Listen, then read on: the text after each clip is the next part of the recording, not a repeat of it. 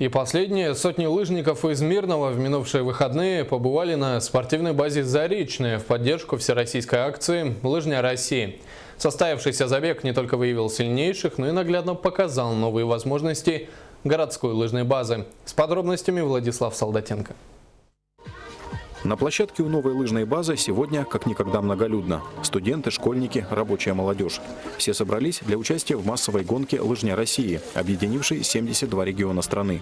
Любители спорта от лица главы города приветствовали организаторы акции. Я желаю вам, чтобы вы выросли хорошими спортсменами, хорошими любителями спорта. Желаю вам удачи на лыжне. База «Заречная» теперь в ведомстве городских властей. Новые хозяева стремятся сделать ее максимально комфортной не только для опытных спортсменов, но и для новичков. А их с каждым годом все больше. Открыв новую лыжную базу, соответственно,